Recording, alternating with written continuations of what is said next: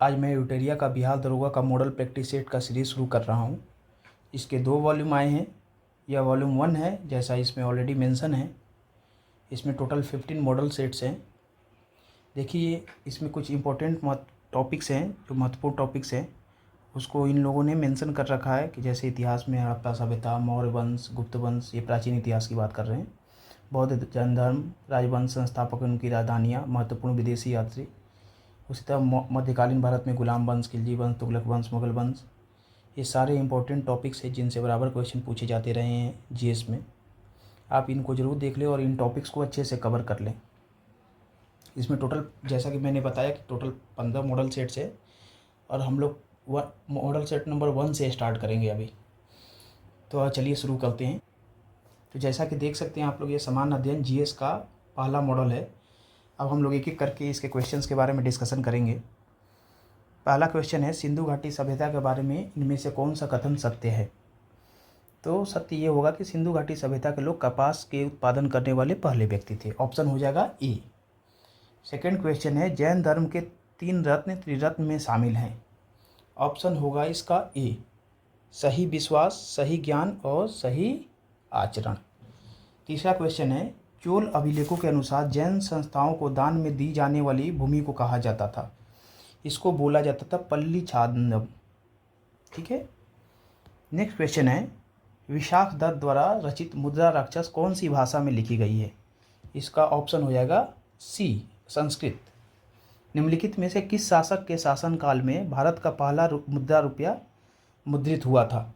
इसका आंसर है Shershah Suri, option B. Next question है, निम्नलिखित में किसके शासन में मुगलों और मराठों के बीच द्वंद्व प्रारंभ हुआ था? ऑप्शन है इसका डी, औरंगजेब। नेक्स्ट क्वेश्चन है, भारत में किस गवर्नर जनरल को स्थानीय स्वशासन का पिता कहा जाता है? तो स्थानीय स्वशासन का पिता कहा जाता है लॉर्ड रिपन को, ऑप्शन ए। नेक्स्ट क्वेश्चन है, ब्रिटिश राज्य में अवध का विलय कब हुआ था? ब्रिटिश राज्य में अवध का विलय 1856 में हुआ था, ऑप्शन होगा डी। नेक्स्ट क्वेश्चन है, निम्नलिखित में किसने बंगाल के विभाजन के विरोध में आंदोलन का नेतृत्व किया था? तो बंगाल का विभाजन 1905 में हुआ था और उसका नेतृत्व किया था वहाँ पे सुरेंद्रनाथ बनर्जी जी ने। ऑप्शन होगा ए, सुरेंद्रनाथ बनर्जी। नेक्स्ट क्वेश्चन पे चलते हैं। देखिए, नेक्स्ट क्वेश्चन है,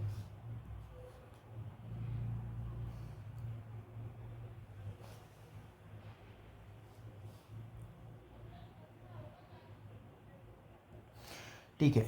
नेक्स्ट क्वेश्चन है, किस व्यक्ति ने महात्मा गांधी को पहली बार राष्ट्रपिता कहकर संबोधित किया था?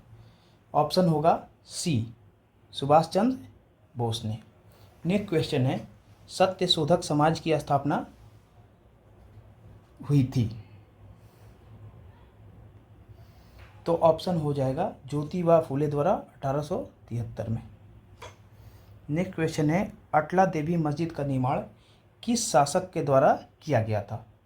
तो ऑप्शन होगा इब्राहिम शाह सरकी के द्वारा। नेक्स्ट क्वेश्चन है, अलाउद्दीन के समय भू राजस्व की दर उपज का कितना भाग था? तो भू राजस्व की दर उपज का 1/2 भाग था, हाफ। भारतीय संविधान अपने नागरिकों को डैश की समानता का वचन देता है? भारतीय संविधान प्रतिष्ठा और अवसर की समानता का वचन देता है। नेक्स्ट क्वेश्चन है 15 क्वेश्चन, निम्नलिखित में कौन सी समिति ने मूल कर्तव्यों को संविधान में सम्मिलित करने का सुझाव दिया था? तो स्वर्ण सिंह समिति ने मूल कर्तव्यों को संविधान में सम्मिलित करने का सुझाव दिया था, ये ऑप्शन होगा ए। नेक्स्ट क्वेश्चन है, अनुसूचित जाति के संरक्षण के लिए एक क्षेत्र को अनुसूचित क्षेत्र के रूप में घोषणा करने की शक्ति किसके पास होती है? तो ऑप्शन होगा राष्ट्रपति के पास, ऑप्शन सी। नेक्स्ट क्वेश्चन है, ग्राम सभा में निम्न में से कौन शामिल होता है? ग्राम सभा में निम्नलिखित में से कौन सा शामिल होता है? तो वे सभी व्यक्ति जिनके नाम गांव विशेष में पंचायत के लिए मतदाता सूची में दर्ज हो, मतदाता सूची में उनके नाम दर्ज हो, नाम और गांव, वे सभी ग्राम सभा में शामिल हो जाते हैं। तो ऑप्शन होगा बी। ठीक है। नेक्स्ट क्वेश्चन है, संविधान का निम्न में से कौन सा संशोधन केंद्र तथा राज्यों में मंत्रिपरिषद के मंत्रियों की अधिकतम संख्या सीमित करता है? तो इसका ऑप्शन हो जाएगा 91वां संशोधन, ऑप्शन सी 91। ठीक है, अब नेक्स्ट क्वेश्चन पे आते हैं। निम्नलिखित में कौन एक संवैधानिक संस्था नहीं है? तो संवैधानिक संस्था नीति आयोग ये नहीं है, बाकी सारी संवैधानिक संस्था है। ठीक है, नेक्स्ट क्वेश्चन पे चलते हैं। 1946 में 1946 में निर्मित अंतिम सरकार में कार्यपालिका परिषद के उप सभापति थे। इसका ऑप्शन हो जाएगा Jawaharlal Nehru, option B. Next question है, निम्नलिखित भारतीय संविधान में किस अनुच्छेद में केंद्र शासित प्रदेशों के लिए उच्च न्यायालय का प्रावधान है? केंद्र शासित प्रदेशों के लिए उच्च न्यायालय का प्रावधान आपको 241 अनुच्छेद से मिलता है, तो ऑप्शन हो जाएगा सी। ठीक है, नेक्स्ट क्वेश्चन है, लोकसभा के स्पीकर का निर्वाचन होता है। तो लोकसभा के स्पीकर का निर्वाचन सभी सदस्यों द्वारा होता है, लोकसभा के संसद के सभी सदस्यों द्वारा, ऑप्शन ए। ठीक है, नेक्स्ट क्वेश्चन है, निम्नलिखित में से कौन से मामले उच्च न्यायालय और उच्चतम न्यायालय की अधिकारिता में आते हैं? ऑप्शन है केंद्र और राज्यों के बीच विवाद, राज्यों में परस्पर विवाद, मूल अधिकारों का प्रवर्तन, संविधान के उल्लंघन से संरक्षण। तो उच्च न्यायालय और उच्चतम न्यायालय के अधिकार में आते हैं, ऑप्शन होगा मूल अधिकारों का प्रवर्तन, ऑप्शन सी। ठीक है, नेक्स्ट क्वेश्चन है, स्वर्ण त्रिभुज गोल्डन ट्रायंगल एक विशिष्ट क्षेत्र है जो मादक द्रव्यों के तस्करी के लिए प्रसिद्ध है। निम्नलिखित में से कौन सा देश इस त्रिभुज का भाग नहीं है? तो कंबोडिया इस त्रिभुज का भाग नहीं है। नेक्स्ट क्वेश्चन है, अंतर्राष्ट्रीय प्रवासी दिवस कब मनाया जाता है? तो अंतर्राष्ट्रीय प्रवासी दिवस आपको मनाया जाता है 18 दिसंबर को। नेक्स्ट क्वेश्चन है, लोसूंग त्यौहार कहाँ लोकप्रिय है? तो ये सिक्किम में लोकप्रिय है। नेक्स्ट क्वेश्चन पे आते हैं,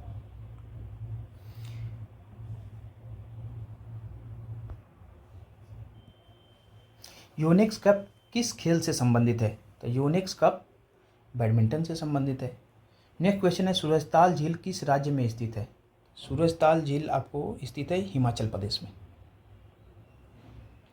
नेक्स्ट क्वेश्चन है, इकोसिस्टम की सही परिभाषा क्या है? तो सही परिभाषा होगी जीव समुदाय और उसके वातावरण का संतुलित क्षेत्र। तो जीव समुदाय और उसके वातावरण का संतुलित क्षेत्र, ऑप्शन नंबर है डी। नेक्स्ट क्वेश्चन है, पारिस्थितिकी संतुलन बनाए रखने के लिए भारत में वन क्षेत्र कितने प्रतिशत में होना चाहिए? तो 33.33% होना चाहिए। नेक्स्ट क्वेश्चन है, एपीफाइट्स पौधे में बहुत अधिक विकसित होने वाले पौधे हैं जो अन्य पौधों पर निर्भर रहते हैं, तो क्यों? तो यांत्रिक मदद हेतु। नेक्स्ट क्वेश्चन है, निम्नलिखित में कौन सुमेलित नहीं है? तो ऑप्शन होगा सिमिलीपाल 1994 में होगा उड़ीसा में। ठीक है, ये सुमेलित है। कंचनजंगा 2000, कंचनजंगा सुमेलित नहीं है तो कंचनजंगा होगा। कंचनजंगा 2000 में था, इसका एस्टेब्लिशमेंट 2000 ईस्वी में हुआ था। तो इसका एस्टेब्लिशमेंट हुआ था 2000 में। ठीक है, तो ये सही सुमेलित नहीं है। ठीक है, नेक्स्ट क्वेश्चन है, क्षेत्रीय भाषा में निर्णय प्रकाशित करने वाला पहला हाईकोर्ट कौन सा है? तो क्षेत्रीय भाषा में जो वहाँ के लोकल लैंग्वेज होते हैं उसमें निर्णय देने वाला सबसे पहला राज्य केरल का हाईकोर्ट है। ठीक है, नेक्स्ट क्वेश्चन है कि हाल ही में किस राज्य द्वारा स्वराज ऐप को जारी किया गया है? तो ये ऑप्शन है तमिलनाडु का। हाल ही में संगम नौसेना अभ्यास का आयोजन भारत ने किस देश के साथ किया था? तो संगम का अभ्यास अमेरिका के साथ किया था और ये गोवा में संपन्न हुआ था, ऑप्शन तो होगा सी। और ये गोवा में हुआ था और कौन सा अभ्यास है? तो नौसेना अभ्यास है, ये ध्यान रखना है। कभी कभी क्वेश्चन घुमा कर कोई पूछ देता है कि संगम अभ्यास कौन सा अभ्यास है, थल सेना, नौसेना या वायुसेना का? तो नौसेना का अभ्यास है अमेरिका के साथ। ठीक है, नेक्स्ट क्वेश्चन है, अंतर्राष्ट्रीय श्रम संगठन ILO में शामिल होने वाला 187वां देश कौन सा है? तो ऑप्शन है बी टोंगा। नेक्स्ट क्वेश्चन, विश्व हिंदी सम्मेलन 2023 जिसका आयोजन फिजी में किया गया, इसमें भारत के तरफ से किसने प्रतिनिधित्व किया? तो भारत के तरफ से विदेश मंत्री एस जयशंकर ने किया था। नेक्स्ट क्वेश्चन है, भारत सरकार ने भूकंप प्रभावित देश तुर्की तथा सीरिया की मदद के लिए कौन सा अभियान चलाया था, कौन सा ऑपरेशन चलाया था? तो ऑपरेशन दोस्त, ऑप्शन बी। ठीक है, ग्लोबल फायर पावर इंडेक्स 2023 में कौन सा देश प्रथम स्थान पे है? तो इसका ऑप्शन है America. Global fire power index में अमेरिका प्रथम स्थान पे है। ठीक है, नेक्स्ट क्वेश्चन है, वित्त वर्ष 2023-24 के दौरान देश का जीडीपी विकास दर कितना रहने का अनुमान है? तो 6 से 6.8%। दूध उत्पादन में भारत का स्थान विश्व में कौन सा है? तो दूध उत्पादन में भारत का पूरे विश्व में पहला स्थान है। दुनिया का 25% दूध का उत्पादन भारत में ही होता है। ठीक है, नेक्स्ट क्वेश्चन है, अर्जुन पुरस्कार 2022 से सम्मानित सुश्री अंशु का संबंध किस खेल से है? तो कुश्ती खेलती हैं। ठीक है, ग्रैमी पुरस्कार 2023 हेतु किसे एल्बम ऑफ द ईयर चुना गया? तो हैरी हाउस, ऑप्शन बी। ठीक है, प्रसिद्ध पुस्तक विक्ट्री सिटी के लेखक हैं सलमान रुश्दी, ये जाने माने लेखक हैं। विश्व कैंसर दिवस 2023 का थीम क्या था? तो विश्व कैंसर दिवस 2023 का थीम था क्लोज द केयर गैप। ठीक है, नेक्स्ट क्वेश्चन है, स्टैचू ऑफ नॉलेज को स्थापित किया गया है। तो स्टैचू ऑफ नॉलेज पहले है क्या? तो स्टैचू ऑफ नॉलेज महाराष्ट्र के लातूर में स्थापित किया गया, या बी आर अम्बेडकर की प्रतिमा है, लगभग 70 फुट ऊंचा। ठीक है, तो ऑप्शन हो जाएगा महाराष्ट्र। डिस्ट्रिक्ट कौन सा? तो लातूर। ठीक है, नेक्स्ट क्वेश्चन है, जनवरी 2023 में आई रिपोर्ट के अनुसार 2022 में भारत का सबसे प्रदूषित शहर कौन सा है? तो भारत का सबसे प्रदूषित शहर नई दिल्ली है, भारत की राजधानी। निम्नलिखित प्रश्नों में से कौन सुमेलित नहीं है? तो राज्य और उनके राज्यपाल दिया हुआ है। तो जैसा आपको पता है कि अरुणाचल प्रदेश के तो केरी पटनायक जी हैं, मेघालय फागू चौहान, झारखंड सीपी राधाकृष्णन। ठीक है, और महाराष्ट्र के नए राज्यपाल रमेश बैस हैं, ये गणेश लाल नहीं है। तो ये सही सुमेलित नहीं है, ऑप्शन हो जाएगा डी। और नाम लिख देता हूँ यहाँ पे, रमेश बैस जी।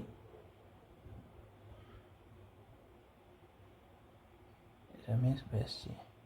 ठीक है, नेक्स्ट क्वेश्चन है कि हाल ही में तुलसीदास बलराम का निधन हो गया, इनका संबंध किस क्षेत्र से था? तो ये एक प्रसिद्ध फुटबॉलर थे। ठीक है, तो फुटबॉल के क्षेत्र से था, खेल से।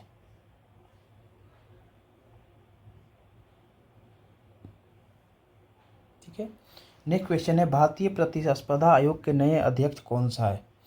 तो भारतीय प्रतिस्पर्धा आयोग के नए अध्यक्ष संगीता वर्मा जी हैं। नेक्स्ट क्वेश्चन है, अंतर्राष्ट्रीय धर्म सम्मेलन का उद्घाटन कहाँ किया गया था? तो भोपाल में किया गया था। किसने किया था? तो राष्ट्रपति मुर्मू जी ने किया था। ठीक है, हाल में ही दयानंद सरस्वती की कौन सी जयंती मनाई गई है? तो 200वां जयंती मनाई गई। अब आते हैं नेक्स्ट क्वेश्चन पे, हाल ही में किसके द्वारा दुनिया के सबसे लंबे प्लेटफॉर्म का उद्घाटन हुबली में किया गया था? तो प्रधानमंत्री नरेंद्र मोदी जी द्वारा किया गया था। नेपाल के नए राष्ट्रपति कौन बने हैं? नेपाल के नए राष्ट्रपति रामचंद्र पौडेल, ऑप्शन होगा ये। ठीक है, हाल ही में किस राज्य में याओसांग उत्सव मनाया गया है? हाल ही में किस राज्य में याओसांग उत्सव मनाया गया है? ऑप्शन हो जाएगा मणिपुर। नेक्स्ट क्वेश्चन है, महाराष्ट्र भूषण पुरस्कार 2022 से किसको सम्मानित किया गया? तो महाराष्ट्र, ये सर्वोच्च नागरिक सम्मान है वहाँ का, महाराष्ट्र का। तो एक अप्पा साहब धर्माधिकारी जी हैं, ये वहाँ के सामाजिक कार्यकर्ता थे, तो इनको सम्मानित किया गया। ठीक है, नेक्स्ट क्वेश्चन है, वंदे भारत ट्रेन का संचालन करने वाली पहली महिला ड्राइवर कौन सा बनी है? तो सुरेखा यादव। एक क्वेश्चन है, रबी फसल की बुआई की जाती है? तो 2 फसल होते हैं भारत में, रबी खरीफ और जैद। वैसे तीसरा भी होता है रबी और खरीफ के बीच के। तो रबी और खरीफ की बुआई हो जाती है अक्टूबर और नवंबर तक, ऑप्शन बी।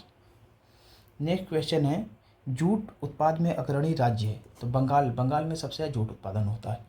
ठीक है, नेक्स्ट क्वेश्चन है, किस भारतीय राज्य की अधिकतम सीमा म्यांमार से लगती है? ऑप्शन होगा अरुणाचल प्रदेश, इसकी सीमा म्यांमार से लगती है, सबसे ज़्यादा सीमा, मैक्सिमम, अधिकतम। ठीक है, नेक्स्ट क्वेश्चन है, भारत के उत्तरी मैदानों में शीत ऋतु में वर्षा होती है? तो शीत ऋतु में वर्षा पश्चिमी विक्षोभ के कारण होती है, पश्चिमी विक्षोभ, ऑप्शन बी। ठीक है, नेक्स्ट क्वेश्चन है, कॉफ़ी पोर्ट के नाम से जाना जाता है? तो सेंटोस को। नंदा देवी चोटी किस हिमालय का भाग है? तो हिमालय के 3 भाग हैं, तो नंदा देवी कुमाऊं हिमालय के भाग हैं, और ये हिमालय की दूसरी सबसे ऊंची चोटी है। द्वीपों का समूह लक्षद्वीप है। प्रवालो तो है नहीं। नेक्स्ट क्वेश्चन है, दूध गंगा निम्नलिखित में से किसकी सहायक नदी है? चिनाब नदी की सहायक नदी दूध गंगा। 66 क्वेश्चन है, भार की एसआई मात्रक। तो भार का एसआई मात्रक किलोग्राम,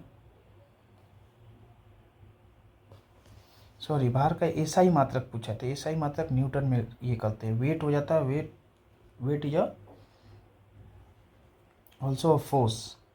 ठीक है। नेक्स्ट क्वेश्चन है 67, निम्नलिखित में से कौन सा यंत्र समुद्र के स्तर से ऊपर की वस्तुओं को देखने के लिए पनडुब्बी में प्रयोग किया जाता है? तो पेरिस्कोप द्वारा देखा जाता है, ऑप्शन बी। 68 क्वेश्चन है, यदि कार्य का मान धनात्मक हो तो जिस निकाय पर कार्य हो रहा है उसका प्रभाव क्या पड़ेगा? तो उसकी ऊर्जा में वृद्धि होगी, ऑप्शन डी। नेक्स्ट क्वेश्चन है, यदि दो कणों के बीच दूरी बढ़ जाती है तो इसके गुरुत्वाकर्षण बल पर क्या प्रभाव पड़ेगा? इनके बीच का गुरुत्वाकर्षण बल पे क्या प्रभाव पड़ेगा? तो इस क्वेश्चन को थोड़ा सा समझना पड़ेगा आपको। दो कणों के बीच की जब दूरी हो तो उसको बोलते हैं F इक्वल टू फोर्स जो लगता है उन दोनों कणों के बीच में, G m1 m2 अपॉन में r²। ठीक है।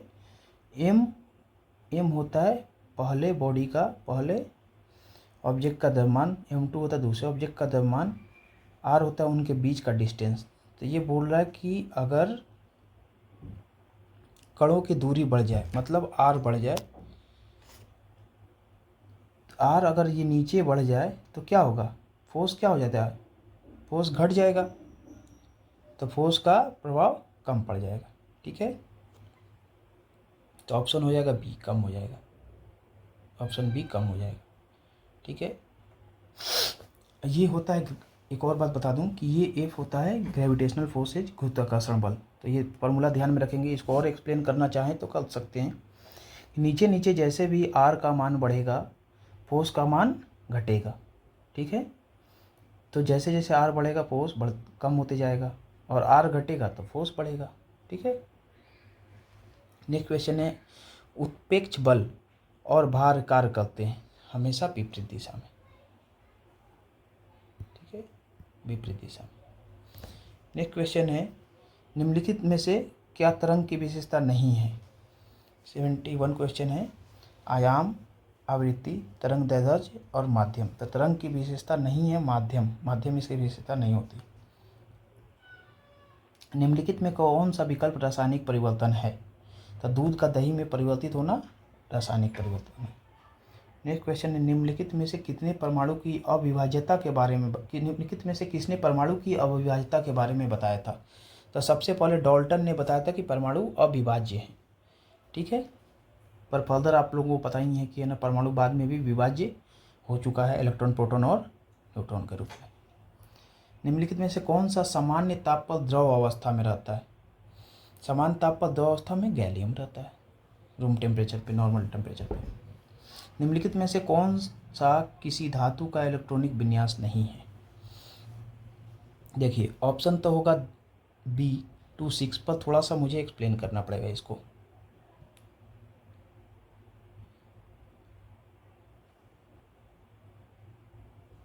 देखिए तो इस क्वेश्चन को एक्सप्लेन करते हैं। 75 क्वेश्चन है, निम्नलिखित में कौन सा किस धातु का इलेक्ट्रॉनिक विन्यास नहीं है? ठीक है। तो पहली बात, एक बात ध्यान रखनी है कि धातु वे होते हैं जो इलेक्ट्रॉन को देते हैं, लूज करते हैं। ठीक है। तो इसमें दो चीज़ आपको ध्यान रखनी है, एक तो डुप्लेट, दो एक ऑक्टेट रूल 8 वाले। ठीक है। कोई भी तत्व है या तो उसके बाहरी कक्षा में 2 इलेक्ट्रॉन होने चाहिए या उसके बाहरी कक्षा में 8 इलेक्ट्रॉन होने चाहिए, तभी वो स्टेबल कहलाएगा। तो अगर उसके बाहरी कक्षा में यहाँ पे 1 इलेक्ट्रॉन है तो वो 1 ले लेगा, तो 2 हो जाएंगे, स्टेबल हो जाएगा, 1 लेगा। यहाँ पे बाहरी कक्षा में 6 इलेक्ट्रॉन है, वो 2 लेके 8 बन जाएगा। ठीक है, तब स्टेबल हो, ये लेगा। इसके बाहरी कक्षा में एक इलेक्ट्रॉन है, तो ये क्या कर देगा, दे देगा, तो ये मेटल है। ये इसके बाहरी कक्षा में 3 इलेक्ट्रॉन है, 3 इलेक्ट्रॉन लूज करेगा या 5 गेन करेगा, 3 देगा या 5 लेगा, 3 देगा तो ये इसके बाहरी कक्षा में 8 हो जाएंगे, और 5 लेगा तब भी बाहरी कक्षा में आ जाएगा। तो 5 लेने के कंपेयर में 3 देना आसान है ना, तो ये देगा, ये भी देगा, ठीक है, ये भी दे देगा, एक दे देगा तो इसके पास 8 हो जाएंगे। ये क्या करेगा, ये भी देगा, एक दे देगा तो इसके पास क्या हो जाएंगे, 2 इलेक्ट्रॉन आउटर मोस्ट में, और यहाँ पे क्या करेगा, आउटर मोस्ट में 6 है, तो ये 6 लूज करेगा, 6 देगा तब 2 बनेगा, या 2 गेन करके 8 बन जाएगा, तो ये 2 गेन करेगा, 2 ले लेगा, इसलिए क्या होगा, ये तो गेन करेगा मतलब लेगा, तो लेने वाला धातु नहीं होता है, धातु क्या होता है, हमेशा इलेक्ट्रॉन्स देते हैं, तो ऑप्शन हो जाएगा इसका बी, ठीक है ना। नेक्स्ट क्वेश्चन है, निम्नलिखित में से किसे एक तत्व के भार की तुलना में एक मूल विशेषता माना गया है, तो मूल विशेषता परमाणु क्रमांक को, ठीक है ना, क्योंकि परमाणु के भार अलग अलग परमाणु के भार भी सेम हो सकते हैं, और अलग अलग भार वाला का भी। चलिए नेक्स्ट क्वेश्चन का आते हैं। 77 है, ऑक्सीकरण प्रतिक्रिया में निम्नलिखित में से क्या होता है, तो ऑक्सीकरण प्रक्रिया में इलेक्ट्रॉन की कमी होती है, ऑप्शन बी। नेक्स्ट क्वेश्चन है, यदि किसी लवण का पीएच मान 0 है तो वो डैश का लवण होगा, यदि किसी लवण का तो सशक्त एसिड और कमजोर बेस, ठीक है, अगर उसका पीएच मान 0 है, ऑप्शन ए। नेक्स्ट क्वेश्चन है, जलीय विलयन में किस अम्ल या क्षार में क्या परिवर्तन होता है, जलीय विलयन में किसी अम्ल या क्षार में क्या परिवर्तन होता है, तो क्षार जल में क्या करते हैं, OH- का आयन का निर्माण करते हैं, ठीक है। नेक्स्ट क्वेश्चन है, उस निष्क्रिय गैस का नाम है जिसे आधुनिक आवर्त सारणी के पहले आवर्त में रखा गया है, तो हीलियम। नेक्स्ट क्वेश्चन है, अधातुओं का व्यापक उपयोग निम्न में से किस में होता है, तो खाद में। कास्टिक सोडा का रासायनिक नाम, तो कास्टिक सोडा का रासायनिक नाम सोडियम हाइड्रोक्साइड है, ऑप्शन डी, ठीक है। उसी तरह सोडियम कार्बोनेट का नाम है वाशिंग सोडा, साधारण नमक को सोडियम क्लोराइड बोलते हैं, ये सब आप ध्यान रखेंगे। नेक्स्ट क्वेश्चन है, हीमोटोलॉजी का अध्ययन निम्नलिखित में से किससे संबंधित है, हीमोटोलॉजी का अध्ययन रक्त से संबंधित है। नेक्स्ट क्वेश्चन है, पानी की कमी के कारण कोशिका के संकुचित भित्ति से अलग होने की प्रक्रिया को क्या कहा जाता है, तो इसको कहा जाता है प्लाज्मोलिसिस। नेक्स्ट क्वेश्चन है, हमारे शरीर में वसा संचायक उत्तक कौन सा है, तो एडिपोज उत्तक बोलते हैं इसको, ये वसा का संचायक होता है। अस्थायी उत्तकों के निर्माण के लिए एक अस्थायी संरचना, आकार और क्रिया अपनाने की प्रक्रिया को क्या कहा जाता है, तो विभेदन। पादपों में सबसे प्रचुर मात्रा में उपस्थित तत्व है, पादपों में सबसे प्रचुर मात्रा में कार्बन। निम्नलिखित में से किसने सजीव वस्तुओं में लक्षणों की आनुवांशिक के सिद्धांतों के प्रतिपादन में योगदान दिया है, तो ये ग्रेगर मेंडल। अब नेक्स्ट क्वेश्चन पे चलते हैं। जोंक निम्नलिखित में से किस से संघ से संबंधित है, तो एनीलिडा। निम्नलिखित में से किसमें होमोडोट दांत पाए जाते हैं, तो मछली। मनुष्यों के पाचन तंत्र में उत्सर्जित अम्ल कौन सा होता है, तो हाइड्रोक्लोरिक अम्ल, ठीक है, HCl जिसको बोलते हैं। निम्नलिखित में कौन सा रोग विषाणु जनित नहीं है, तो तपेदिक जो है ये विषाणु जनित नहीं है, मतलब वायरस से नहीं फैलते हैं। नेक्स्ट क्वेश्चन है, 1949 में भारत सरकार द्वारा नियुक्त राष्ट्रीय आय समिति का अध्यक्ष निम्नलिखित में से कौन था, तो PV महालनोबिस जी थे। नेक्स्ट क्वेश्चन है, national academy of agriculture research management NAARM स्थित है, तो ये हैदराबाद में, ऑप्शन बी। नेक्स्ट क्वेश्चन है, निम्नलिखित कीमत सूचकांकों में से केंद्र सरकार के कर्मचारियों की मजदूरी में क्षतिपूर्ति हेतु किसका प्रयोग किया जाता है, ऑप्शन होगा औद्योगिक कर्मियों के लिए उपभोक्ता कीमत सूचकांक।